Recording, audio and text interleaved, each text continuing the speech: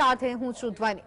છેલ્લા 1 મહિનાથી ભૂગર્ભમાં રહેલા નર્મદાના ડેડિયાપાડાના ધારાસભ્ય ચૈતર વસાવા પોલીસ સ્ટેશનમાં હાજર થયા છે। વન વિભાગના કર્મચારીઓને માર મારવાના આરોપ મામલે આપના ધારાસભ્ય ચૈતર વસાવા સામે કેસ નોંધાયો હતો। જો કે કેસ દાખલ થયા બાદ ચૈતર વસાવા છેલ્લા 1 મહિનાથી ભૂગર્ભમાં હતા।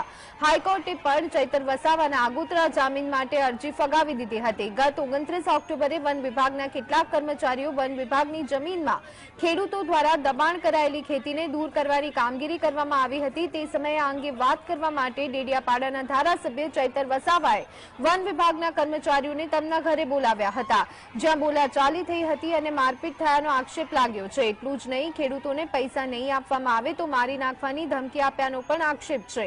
રાજ્ય સરકાર તરફથી વન વિભાગના કર્મચારીઓએ આ અંગે ફરિયાદ દાખલ કરાવી છે। આ મુદ્દે અત્યાર સુધીમાં 3 આરોપીઓ, જેમાં ધારાસભ્યના પીએ, તેમના પત્ની અને એક બીજા ખેડૂતની ધરપકડ કરવામાં આવી છે। આગળની કાર્યવાહી હાલ ચાલી રહી છે।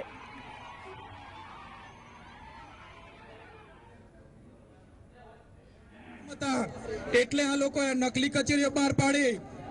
જાતિના દાખલા માટે અમે લડીએ છીએ, આદિવાસીઓ માટે લડીએ છીએ। જળ, જંગલ, જમીન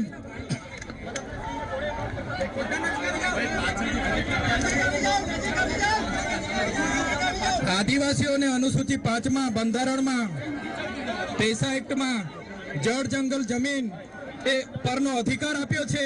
વન અધિકાર અધિનિયમ 2006 અંતર્ગત અમને અહીંયા સનતો આપી છે જમીનો ખેડી ખાવા માટે, અને આ જંગલ ખાતા ચોરની જેમ રાતે આવે અને કપાસ તોડી નાખે, અમે ક્યારે સહન નથી કરવાનું।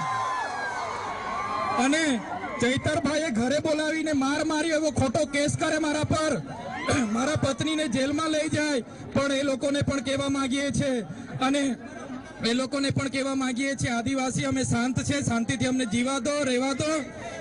જ્યારે અમે રસ્તા પર ઉતરીશું ત્યારે આ પ્રશાસનને, આ સરકારને પણ અઘરું પડશે।